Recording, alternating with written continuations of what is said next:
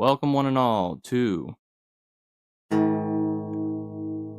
little lesson in music theory.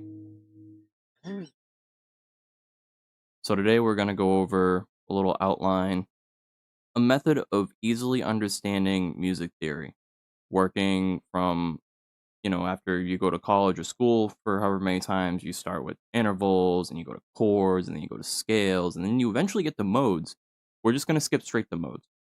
It's easy, it's numbers, it's degrees, it's structure. Honestly, you can start from the more nuanced way and build your way to this basic understanding, or you can just learn the basic understanding and get right into making music. And as you experience and practice and build that experience, you'll pick up everything along the way as you come to understand how relativity with degree scaling, as well as intervals, as well as playing from the root note of a scale or the first note that you play to the next, how the differences of that travel, for instance, like say this note and that conveys some sort of feel, right? Kind of a little eerie-ish. 'Cause I'm going to a minor third, or well, minor second, minor third. See, I don't really even understand all these that quickly. It takes me time to know what the actual names are of the notes that I'm playing, but it doesn't really matter because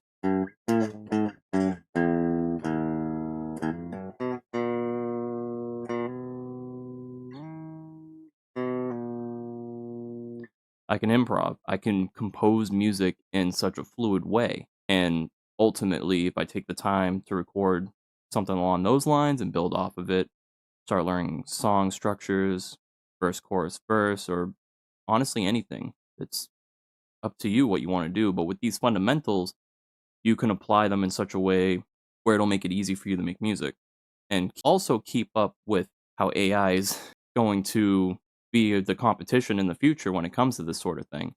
You got to consider these type of things. So in order to keep up with that, in order to make it more streamlined for the human experience, this is how we're going to do it. Now the little lesson plan I have for us today, we're going to switch over, boom, boom.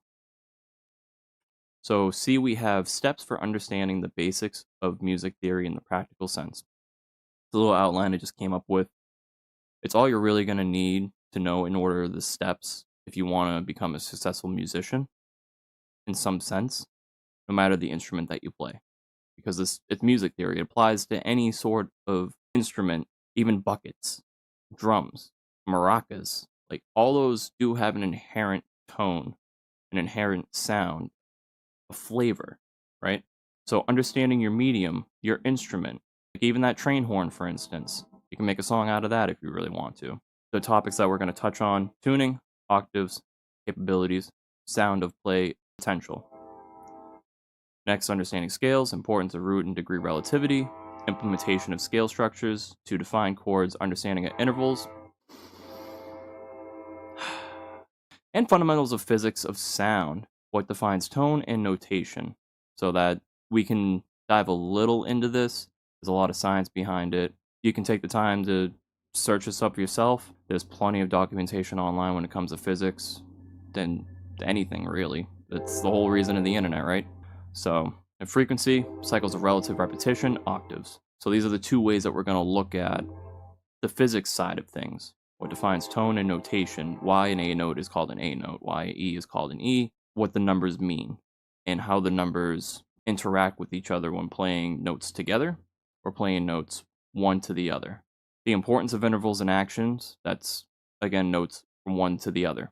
Whether it's the root, whether it's another note within the scale that you're playing a whole piece within, it's that action, that change in action, change in sound, or the action that causes the change in sound, that determines and conveys a sense of emotion, a sense of feel through that sound that is made.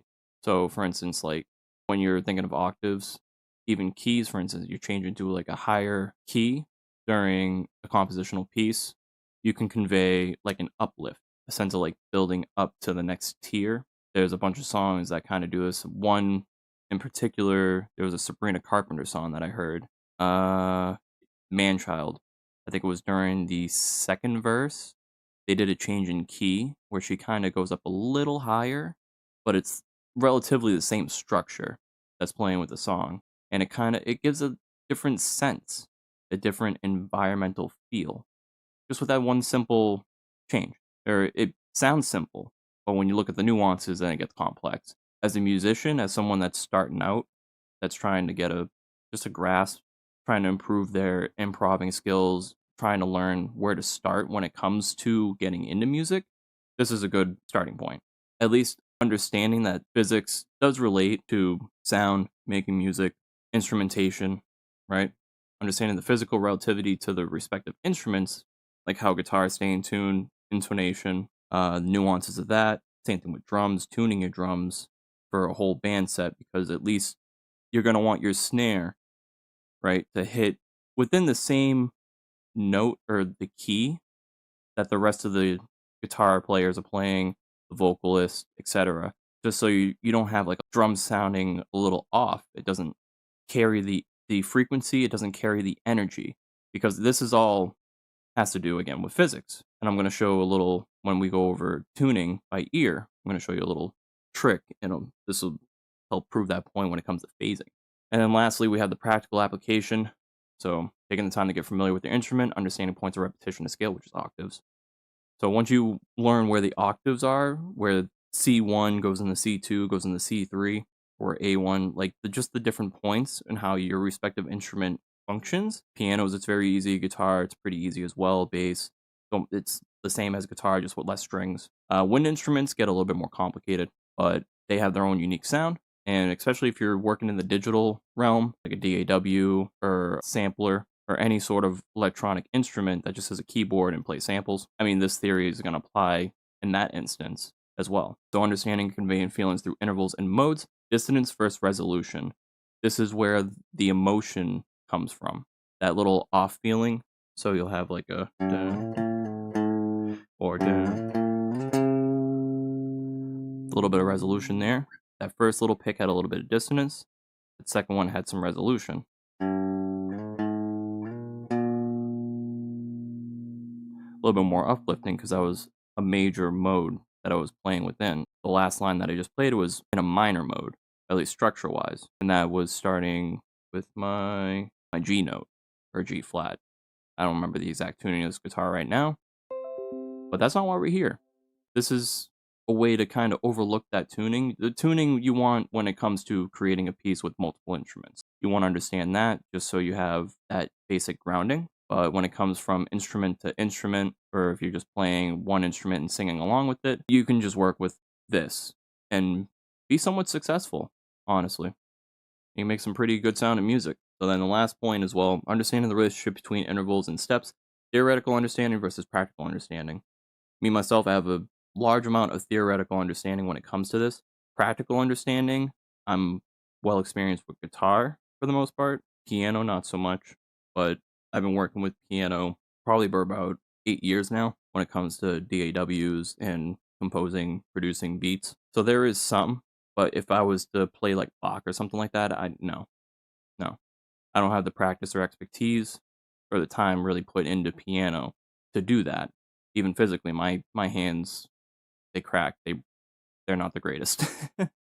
So that's my limit. But for you, especially if you're much younger, there's a lot more potential. There's a lot more time for you to put in applying these lessons to have a better sense of how music works and have more of a chance to be successful at it, right? So, anyways, let's get to the little meat and potatoes. Understanding your medium, your instrument. So here I got guitar, right? I got guitar. Now, understanding the guitar, this is the tuning by ear that I was mentioning earlier.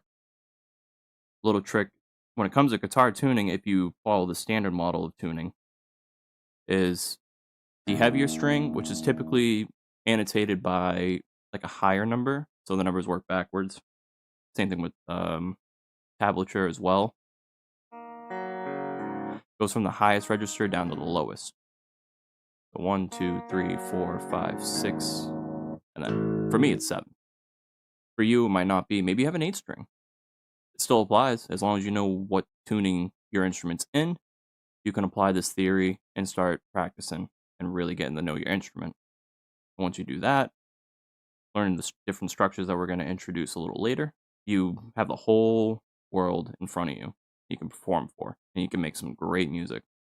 But yeah, so let's real quick get into the how to tune by ear with a guitar. So fifth fret,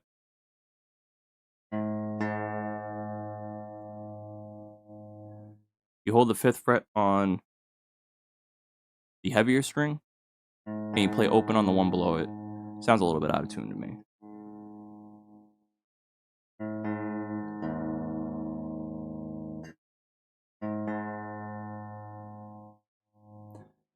A little better. Then this one's much better. Now, I'm going to show you where the trick is that you know that you have the right tune. I'm going to show you visually real quick. We'll go to the stream tab section. Boom. Now you see that little meter that's going, right? If I could zoom in, that'd be great, but I don't think I can really zoom in on this screen. So those last two notes I just played, I'll play them again, and you'll see a little phenomena happen when it comes to the metering.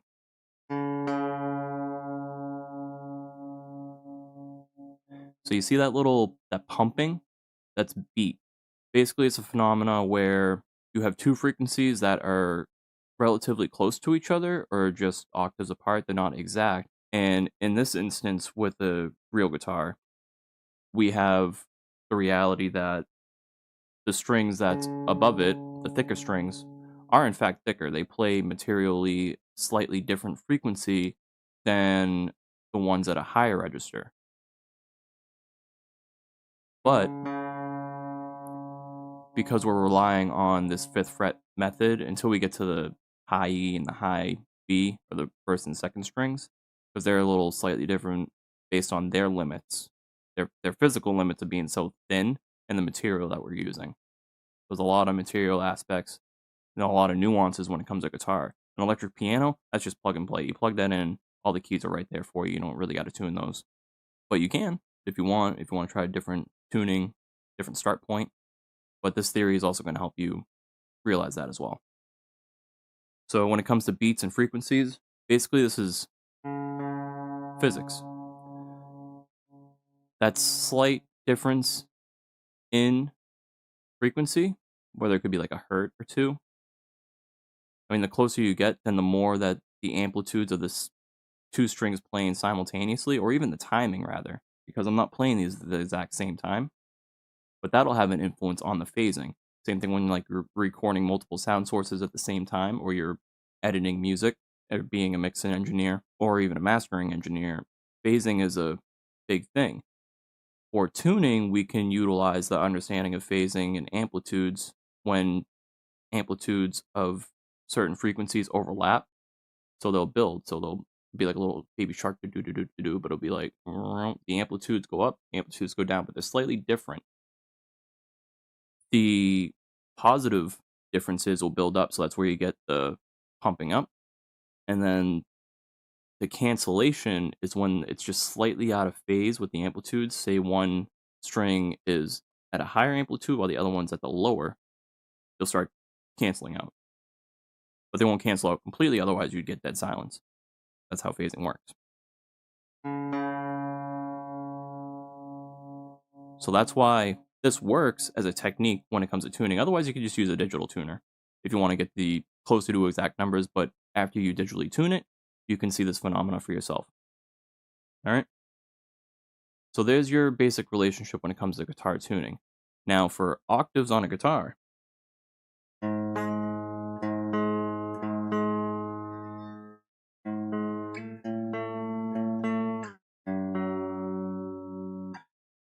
Now what I'm doing is something that I learned from the band called Travell. It's an octave playing, it's just two notes. They'll have this finger hover over the string in between. So you see I'm holding the sixth string and the fourth string down on the frets. They're a step apart. So when we get into steps, we'll have half step, half step, half step. Each fret is a half step. Structure-wise, same thing when we start getting into the notes. Looking at A, B, C, D, E, F, G. And the fact that between B and C, that's just a half step. There's no note in between. in between E and F. There is no note between. The exact reason as to why it's built like that has to do with physics. So I believe just the system, the human system, rather, the human measurement of frequencies. Now, when it comes to octaves, it helps to understand that when you're thinking of root notes, these are the same. So if I have a scale that starts up here, I can do the same thing but at a higher register just by moving a step in two strings.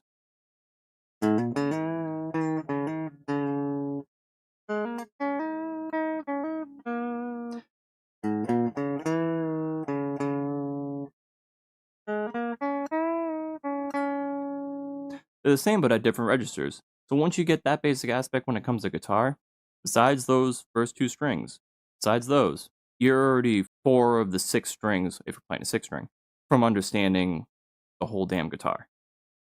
Understanding is different from being experienced, mind you. And also, when it comes to guitar, this is one other little thing. Drop tuning, very popular style of tuning. This is how I have my 7 string tuned. When it comes to that 7th string and the 5th string,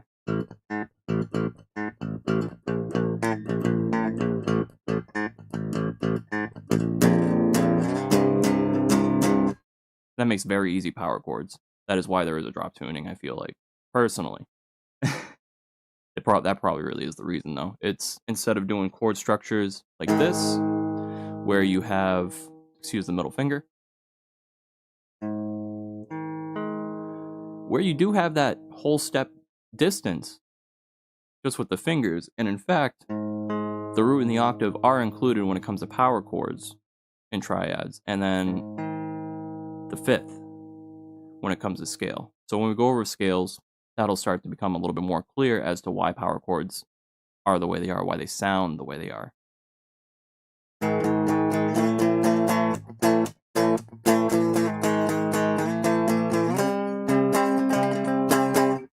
It's because of that collection of notes that are within it that give that sense of power, because it has, I believe, the perfect 5th in there, so it's one solid sound. That's why that chord is a power chord. Whereas if I change that finger note to maybe something more like this, even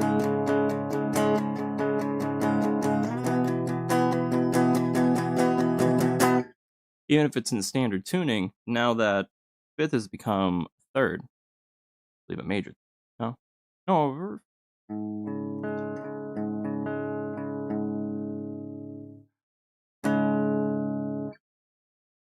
So just little interesting tidbits.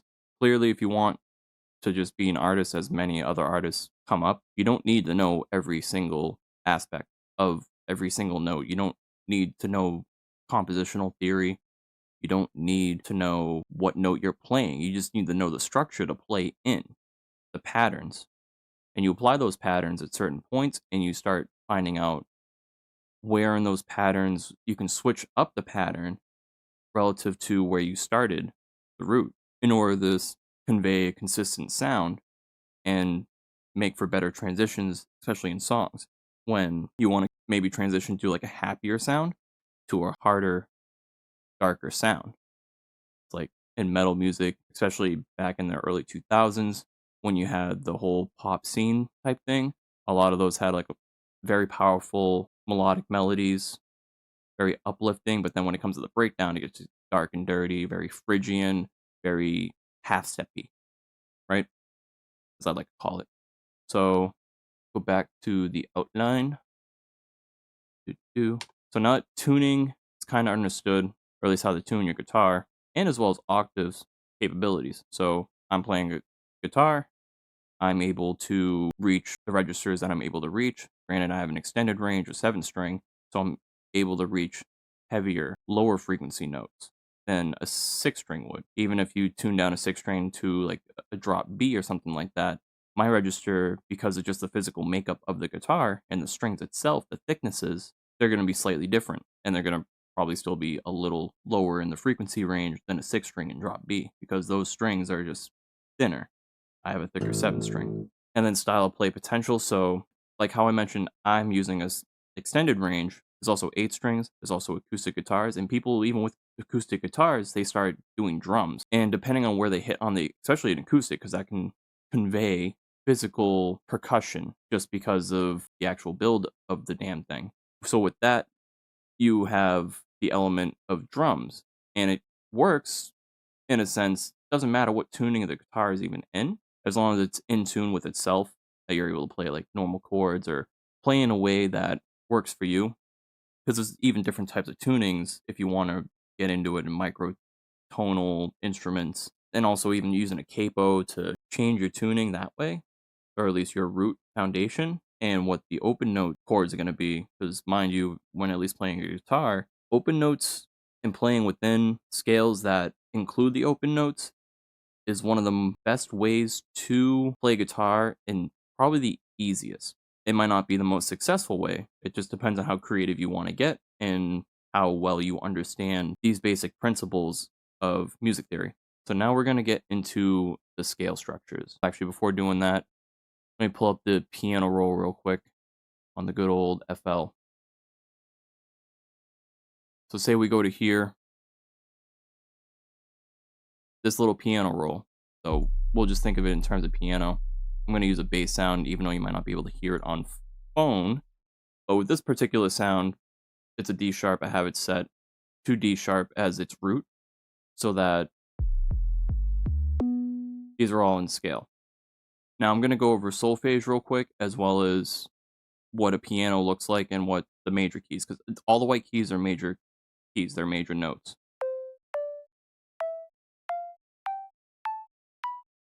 Or they're whole notes, I should say.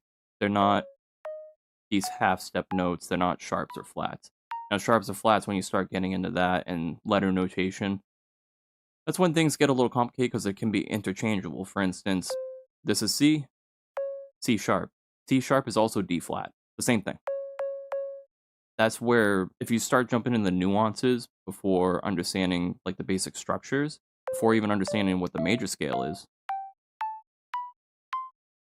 or solfege, so do, re, mi, fa, sol, la, ti, do, do, do, octave. So if you jump in trying to read like sheet music or anything like that without knowing any of these basic principles, you're going to have a hard time. But when we start with the simple, the major scale, so regardless of how physics defined these notes, let's see, work off the natural A, so B, A. 440 hertz typically, or at least maybe not this specific A. When it comes to understanding the physics aspects, natural A 440 or 220 or 880. Octaves, they work literally by just having the frequency, the hertz, having it or doubling it. So C is higher than 440 but less than 880, somewhere in between there. Now, we don't need to get too deep into the physics math aspects because we're not calculating a song. We're playing a song. So in terms of understanding now scale structures, we start with the major. We have the root, major second, third, fourth, perfect fifth, sixth, seventh. These all have names, but we're going to skip that and just go straight into degrees. So major scale, or the Ionian mode. The first mode identical to the major scale. It is the major scale, it just depends on what your root note is. So if I started at C, C, D, E, F, G, A, B, C. So from C to D, it's a whole step. D to E, it's a whole step. E to F is a half step. This is where things get confusing when that half step, like I showed earlier on the guitar, a whole step is a distance of 2 frets. A half step is just a 1 fret difference. So on guitar, understanding like it's all in half steps, simple enough. And then full steps, simple enough. On piano, it gets a little bit more complicated if you don't start with C as your root note or your scale and using an Ionian mode. Or you can use other modes that are relative to C. It'll just depend on where you start. This is the basis of modes as well, is going from the major scale. Say if I started from here and I played all these notes. the structure that would end here, that structure is a little different. So you see how the major scale goes whole step, half step, whole step, whole step, whole step, half step, as it was laid out here. That's the starting point that I want you to consider. That's the easy way of looking at this to start diving into the rest of the modes. Now we go to the Dorian mode. Whole step, half step, whole step, whole step, whole step, half step, whole step. Now, where does this come from? Start at D. E, F, G, A, B, C, D. Whoops, D. Now you see where there's a difference in the structure. Granted, yeah, it's the same notes being played within that major scale, but say if I took this structure that was a whole step, half step, whole step, whole step, whole step, half step, whole step, and I applied it to C being the root. So let's shift it all back. So we got whole step, half step, whole step, whole step, whole step, half step, whole step. That's where understanding what you're starting with, the root notes and the structure, that's where I'm at. Because that's a different feel than, that's a way different feel than that when you're doing boom, boom, boom, shoot, boom, boom, like that. And then same thing when you go to the next one. That next mode starts here. So you boom, boom. You have that one step, that's Phrygian. This, oh, I didn't want to do that. Phrygian, third mode, characterized by a minor sound and a lowered second. It uses the pattern half step, whole step, whole step, whole step, half step, whole step, whole step. Used a lot in metal. That's your whole 1 fret scenario where we're going. We'll do that. Oh no, I lost my pick. Oh well.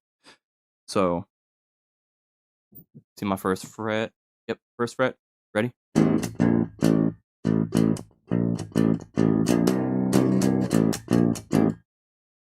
That's metal. Basically. And seeing how I started, I mean, my root is A.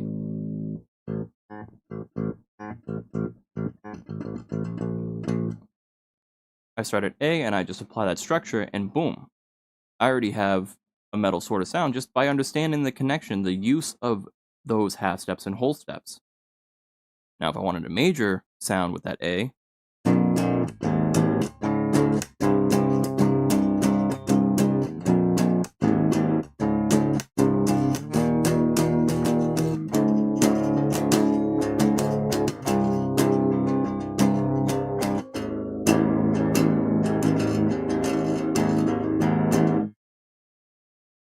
that goes along the major scale A major. And this is A Phrygian.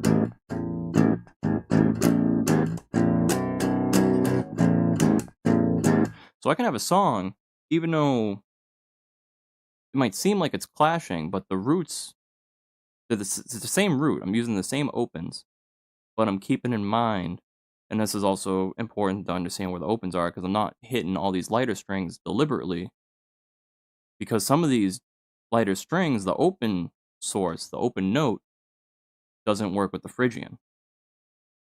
Now, we can start also viewing scales like on a string by string basis instead of like whole chords like I'm doing. So try to get in there. So going back to that A, do that A Phrygian.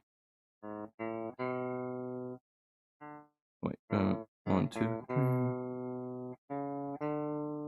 Where is it? Open, whole, half step, whole step, whole step, whole step. I have to go back. So open, half step, whole step, whole step, whole step, half step, whole step, whole step.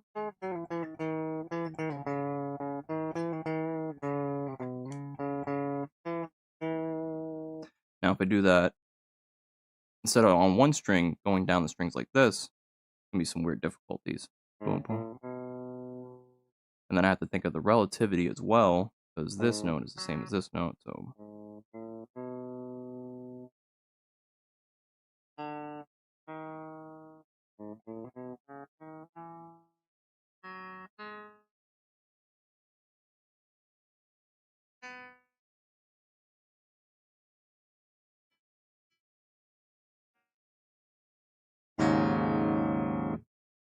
Hmm.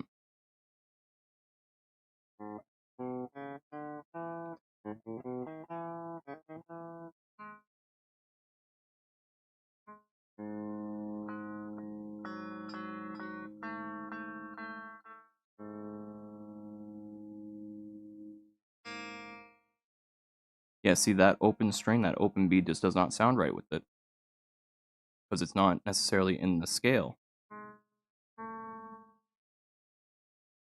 Because to tune that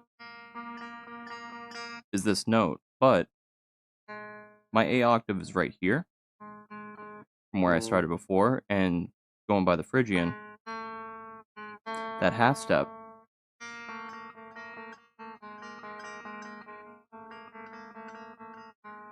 I mean, you can make that work in a piece, but when it comes to playing a chord alongside with this, that does not sound great.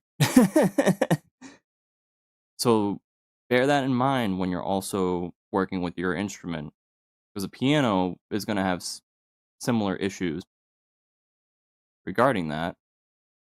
Same thing with guitar, same thing with wind instruments. Well, wind instruments, they typically work on single notes. They don't really do chords, but when they work in tandem, when they work together, you can build chords with wind instruments in such a way.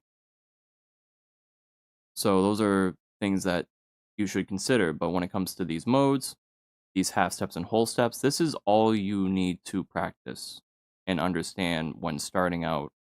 If you want to take music seriously, when you want to take composition seriously, as well as just understanding what the major scale is. Once you learn this, you can start experimenting and building off of that. And honestly, with, again, the internet these days, it's so easy to find all this relative information to practice on. You just need at least a little push to do that, or interest at least. So understanding scales, the importance of root and degree relativity. Let's switch back over. So understanding scales, like I was mentioning earlier, the importance of root and degree relativity when it comes to degrees in regards to modes.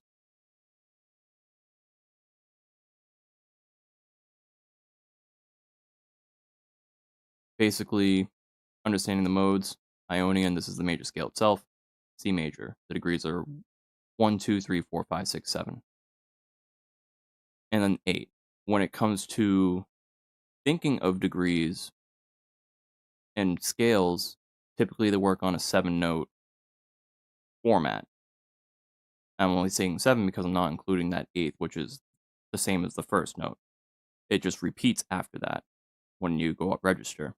So thinking strictly in the major scale, all the white keys. That was the basis, that is the basis for the degree numeration. So 1, 2, 3, 4, 5, 6, 7. And then when you get the Phrygian, that 2 shifts down. So you got a minor second, a Dorian, that 6th, which is naturally in a minor mood, goes to a major, steps up. So it's like a 6 sharp. Lydian, major mode with a raised 4th. Well, this is minor mode. Excuse me. So based off the minor scale. The minor scale is based off if you start playing from the A note on a piano. Go over this. And it will actually, Aeolian, natural minor scale. It's going to get to that eventually. But that's the second simplest scale to understand because it's applying relative to C major. If you start at A, you play that note, and you play the C major scale, but the root being A, or not the root being A, I should say. Let's go to the piano. So if we go to our A, B, C, D, E, F, G, A. A minor is a natural minor because it follows all the white keys in structure, but since that starting point is just that slightly different, that 6th degree within the major scale is your starting point, because this would be 7th, right? A, B is the 7th when it comes to thinking of it the major scale, so C. 1, 2, 3, 4, 5, 6, 7, 8. If you start at A and you keep that C major structure, but you just start playing A, so boom, boom, boom, boom. Because of intervals and that relationship of distance from the root is how you get that minor.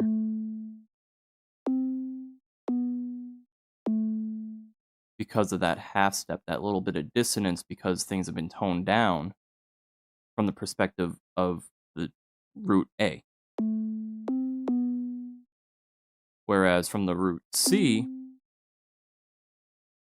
I wanted to play that same structure, but keep it in line with the C major.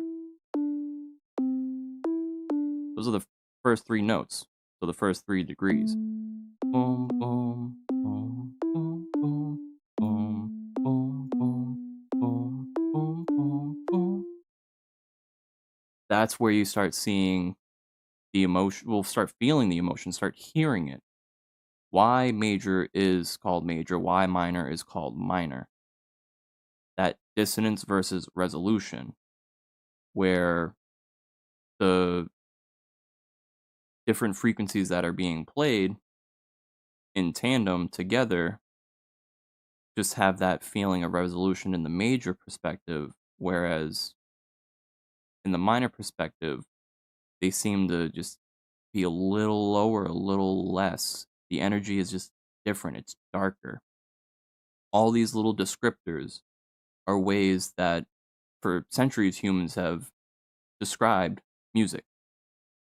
They're all relative in some sense, whether you want to look at it from the physics mathematical sense or from the practical musician sense or composer, producer, any way you want to look at it in regards to that. So going over the modes again, now that we know where degrees are and the changes, as well as the basis of major scale, minor scale. And then the last, Locrian's a diminished, so that's a little different. This train, I swear. If anyone wants to make a song out of this train horn, go for it. Be my guest. That would be hilarious. Maybe I'll do it one day, because it's just in so many of these videos at this point, due to my location, but I'm working with what I got, so it is what it is. Regardless, Ionian, major scale itself.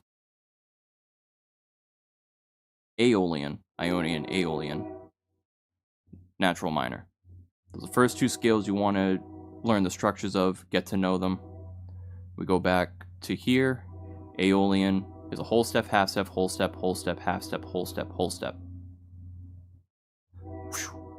This is the scale that's used in a lot of rock and metal. They're used in even electronic music. Electronic music typically is the Ionian.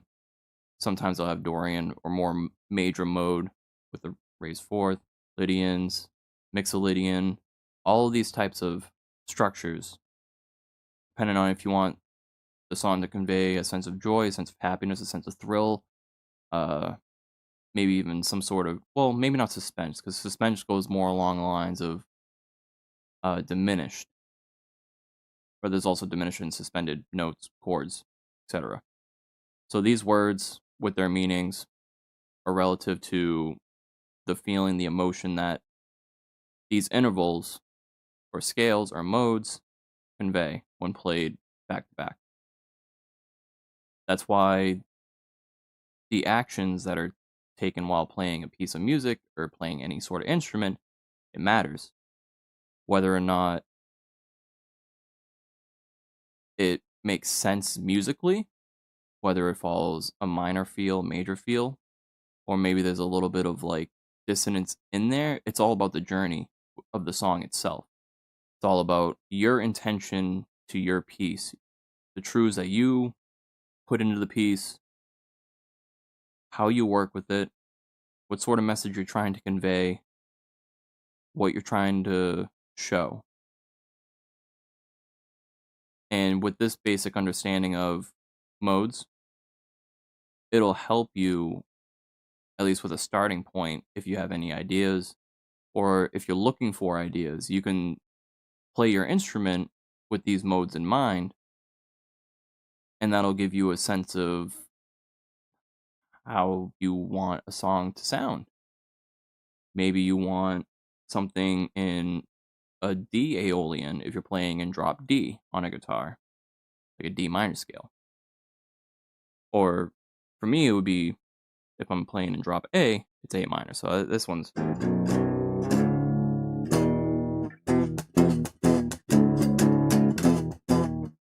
Let's switch over real quick. So for me, A, B, C, shoot.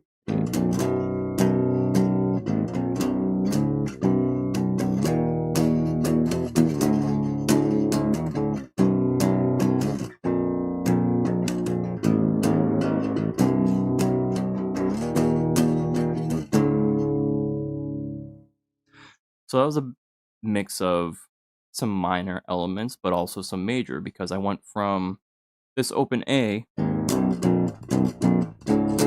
and then I went from to a C major.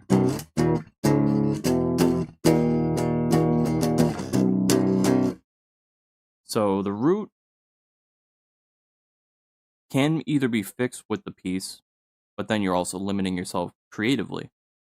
This is the whole reason why there's modes in the first place, why this sort of consideration separate from scales and the whole technical alphabet when it comes to music theory, including like sharps and flats and those considerations, because that's a lot of that's just perspective based. It's very subjective in a sense, but it's also very exact too. So if you're a composer for a whole orchestra, obviously understanding notation and being able to read musical notation in that sense is very important, very crucial, unless you're already well practiced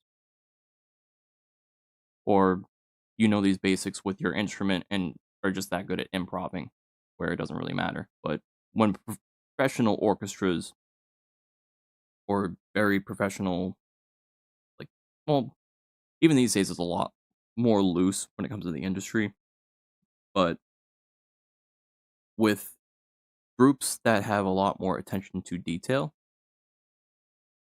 and even like musical notation has the ability to display different techniques like crescendos, which is like the whole crashing, fills, pauses, that sort of thing. It's able to convey the notation, these scales, but over a period of time. So being adept at that, taking the time to learn that and practice musical notation can be useful if that is what you want to do. But if you want to just make a piece of music, if you want to download samples or create your own samples using a synthesizer, whether it's a plugin or an actual piece of equipment, understanding these basics will help. So let's dive a little bit further.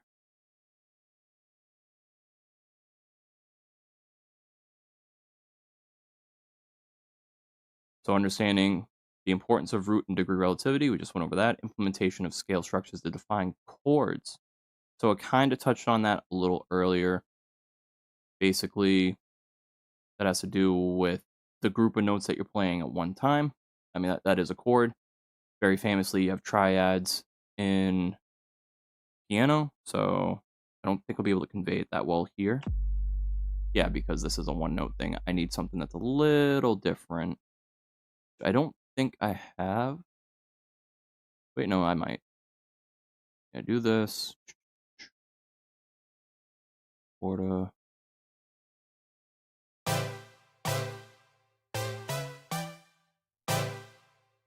Little too stabby on that one. Ugh. I'll just pull up a citrus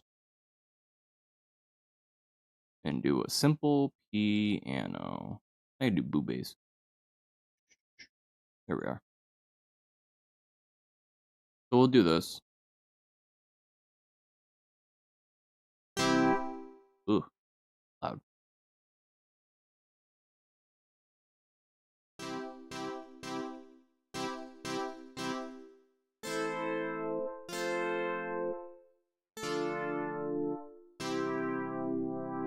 Triads. So I think I can. Yep. Seeing a little keyboard down there. Turn this down, maybe slightly.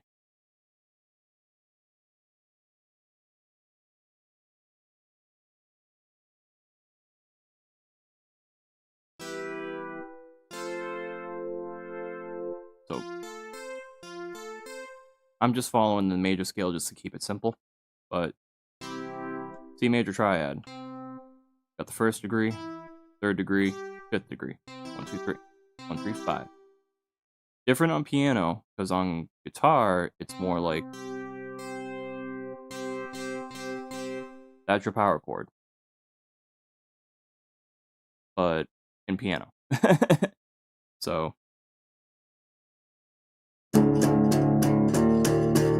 or actually wait.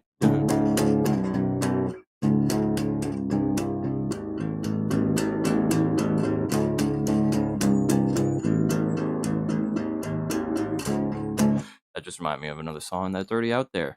Hopefully it doesn't get picked up for any BS copyright, which is a whole separate topic in and of itself when it comes to copyright. I think that personally, things are going to change with that. It's going to have to because, well, with between artificial intelligence and the fact that there's only a certain combination of notes that you can play. There is a finite amount of notation when it comes to all of this. So let me show you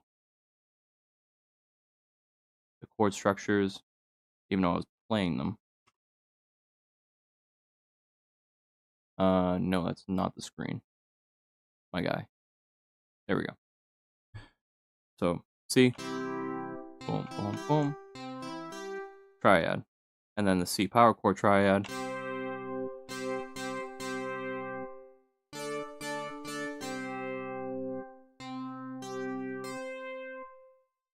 That's a power chord on guitar. Boom. So there's your relativity. This is why this helps to show why understanding the theory is going to help you even learn other instruments. Because you can just get familiar with one and then take this knowledge somewhere else and be proficient at it instantly. So that implementation of scale structures to define chords, it matters. You can get more nuance when you start involving half steps, or well, notes with sharps and flats. When you start getting into the different keys, or just keeping it simple for this introduction. I mean, it's literally you take that concept, you understand that the difference between each note. So let's make sure that I'm on the right page here. Yep. So the degrees, you can understand the degrees. That's great. But the other thing you have to understand is that there exist half steps on the piano. On a guitar, it's easy because it's every fret. So everything is a half step. On a piano, if you're just playing with white keys, you're playing a mixture of half steps and whole steps relative to the major scale. But if you think of it in the 12 note structure, instead of the 8 scalar structure,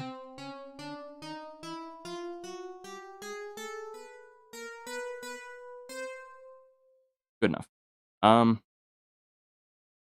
that's when things can get complicated because if you want to do a major scale from C sharp, got full step, full step, full step, half step, full step, full step, half step, full step, or full step, half step. Sorry, we have that there. Obviously, it's different keys. The structure is the same as,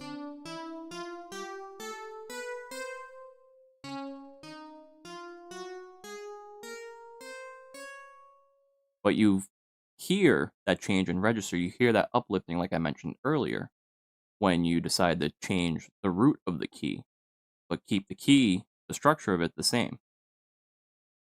That's been implemented in songs throughout time as well. That little technique and understanding can improve your compositional skills depending on how you compose your song. Whether you want to stick with the good old verse, chorus, verse type beat, or if you want to do something different with like an intro, outro, um, different bridges, maybe like a one song that's two different songs, like things that Travis Scott has done. For instance, he's made like literally a song that's like two songs stitched together. That's also popular. It just depends on your presentation and the message that you're trying to convey, as well as the emotional relativity. So, yeah, that's the basics of music theory when you start looking at it in modes. It's really as simple as that. Intervals is just the distance from degrees, or at least once you understand degrees, then you start applying major and minor to those. So, like, we have the 1, 2, 3, 4, 5, 6, 7, 8. Oh, 8. Boom. A perfect fifth. You got major third, minor second.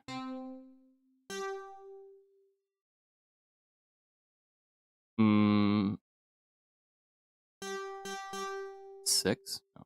1, 2, 3, 4, 5. That's perfect fifth. Diminished sixth, augmented seventh, and then the whole octave.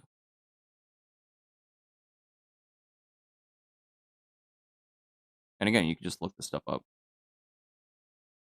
besides using this video to go over all of these and the practice and to really get to know your instrument using this. And once you get the experience down, whether it's through an actual instrument or through a DAW like this and just playing on the keyboard,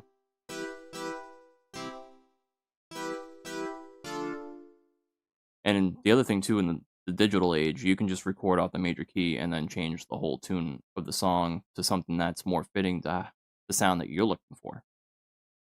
Digital age is a whole lot different than the real performative age, but it goes hand in hand, especially with the development of music and electronic music as time goes on.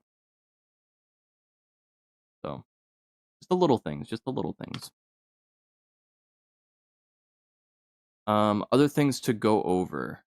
Let's see. There are the physics of it, so I'm gonna do a separate page.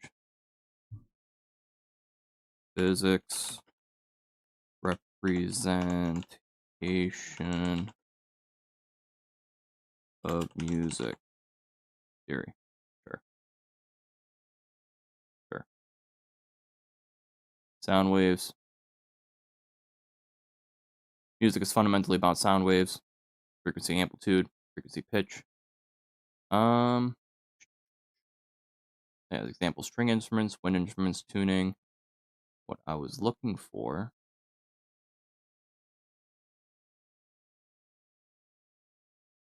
notes and hertz.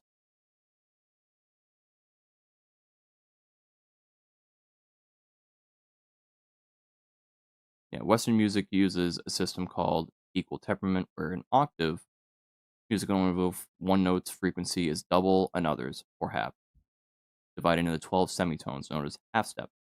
Like we discussed earlier, each semitone represents an equal interval in terms of frequency ratios, with each semitone representing a multiplication factor of the 12th root of 2, approximately 1 point. It's a very, very oddly specific number, but it was divided in such a way to work with instrumentation, work with pianos, guitars, stringed instruments.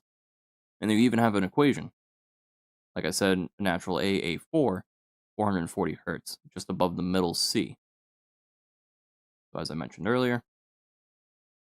And then breaking down the equation, F is the frequency you want to find in hertz. F underscore R is the reference frequency. So this is, for example, A440 hertz. N is the number of semitones away. So this is from the reference note. So that is very interesting. But this is a mathematical way of understanding the physics behind the sound. That's a whole other topic for a different sort of video when it comes to physics, but it's relative. And at least understanding how sound works gives you a better idea of manipulating, especially when working in a DAW, when you're going to see numbers like this. You're going to see time, you're going to see frequency cycles in hertz. Like this bass, for instance, this is the frequency that's happening over time, even if it's in a millisecond. That's how it works. And that's also why I use that little analyzer up there too, because then I get to see the motion over time of the sound that I'm playing. I'm also able to see phase relationships and if there's any phase clashing when using that analysis. So this one's a little harder to see because higher frequency ranges carry less energy, whereas lower ones carry a lot more energy. Like boom.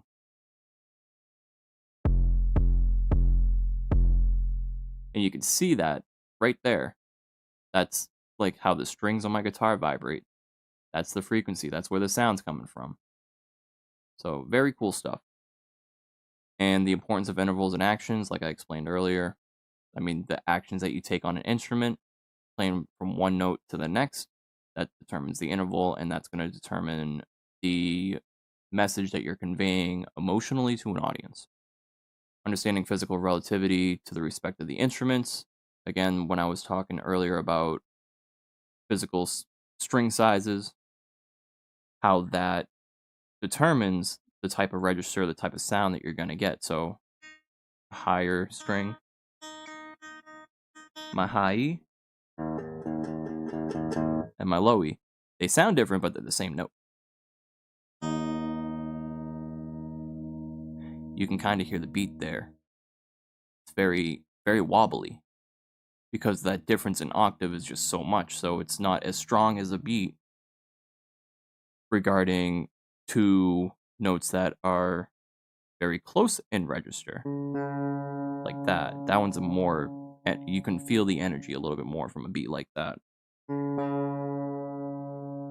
it's slower too. This is why tuning by ear is a very great skill to have. And understanding the physics is going to help you understand how to tune by ear. Whether or not it's going to help you understand what a C note sounds like, time will help you realize that. As you practice, as you start to understand what a C note sounds like, the tuning of your instrument, the scales that you're playing in regards to the root notes and the open notes if you're playing a stringed instrument, then it all starts to come together. And then understanding points of repetition of scales, octaves, because that structure is going to follow and repeat for every octave that you're playing in. And that's going to help with your understanding of your instrument as well as your improv skills. When, for instance, on guitar, working up and down a fretboard, or doing stuff like that. So let me switch back to this because I forgot as we're going over it. Yeah. So octaves, understanding limits of possibility of each instrument, and then understanding conveying feelings through intervals and modes, dissonance versus resolution. We went over that a little earlier.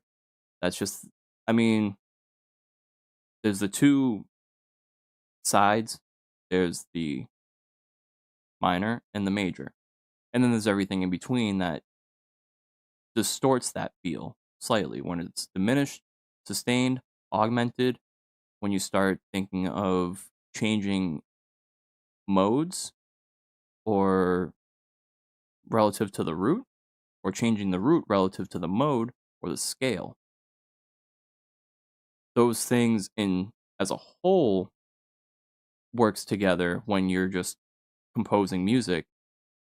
But if you want a further understanding as to like the differences in feel with intervals, like for instance blues has a lot of half steps going alongside that little roll. So see if I got this right. But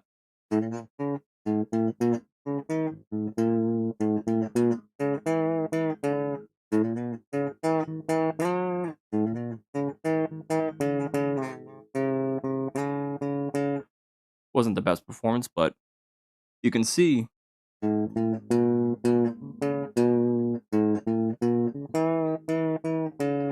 blues when it partly relies on the minor, partly relies on the major, and then a little bit of everything in between to carry that little bit of dissonance. You can hear the dissonance just in the roll. And then the resolution, weird, resolves.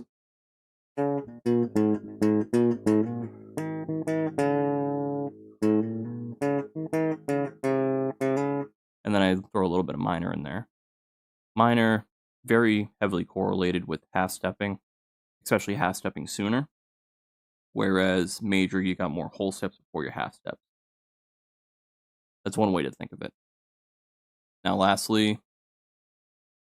we already covered physics of sound, importance of intervals actions, practical application, understanding, conveying feelings through intervals, yep. Understanding the relationship between intervals and steps, like I was explaining earlier. I mean, you can look at it in degrees relative to a piano, or steps relative to a guitar, and then start to understand degrees from there. Depends on what type of instrument you want to start with and how you want to go about learning this. And then lastly, take the time to practice to experience these aspects of music theory and become familiar with structures. So it is all very relative. I'll work back down so you can see it. Boom.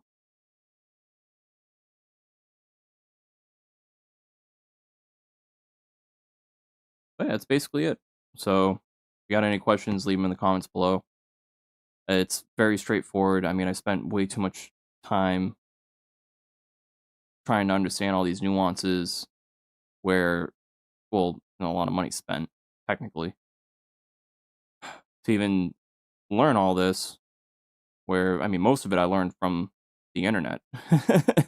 Now with the development of, just being able to Google all this stuff and the AI is telling you the right information. This is stuff that I've learned prior to even using Google searches. It's just so much easier to just show it because it's all written out right there instantly. I mean, anyone can become a musician nowadays.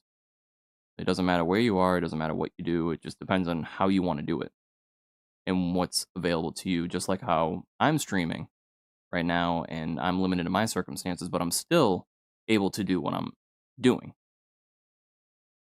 It just depends on the amount of time that you want to take to build your own experience using these techniques and building upon yourself, your repertoire, exploring different genres, different ways of delivery when it comes to music, because there's also the performative aspect that you want to consider. There's also the play style. I mean, if I was more practiced like I was 5 years ago than I am now, a lot of this would be sounding a little bit cleaner, a little bit better. Granted, I can take more time to practice now. Real life just it is what it is. And truly just learning where the limits are, learning at least the end point, and being exposed to what all of this is in total, like the whole of music theory, because this is it. This is all of music theory besides timing theory that there is to really understand when it comes to instrumentation. Timing is a little different because it has to do with beats and BPM. That'll be a whole separate video, if anything, if we do break down these nuances a bit more. But otherwise, wow, time has flew. That's it for today. So if you stop by, thanks for stopping by. If you find this helpful, interesting in any other way, great. That's obviously, I'm glad I can help.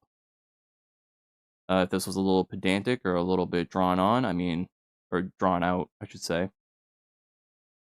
I'll work on cutting this down when I can and making it a little bit more digestible because I've already tried to do a few one takes in a row and it's hard, man.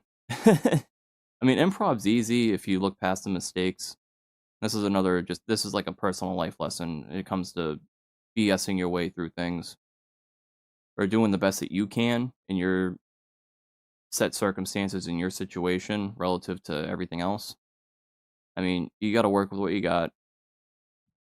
I don't have the funds currently to use Adobe Premiere. I don't even have the time necessary to do all that editing in an easy fashion or timely fashion. So, working with what I got right now. But hopefully this helps. Definitely just look this stuff up. Ask the right questions, get the right answers. It's as simple as that.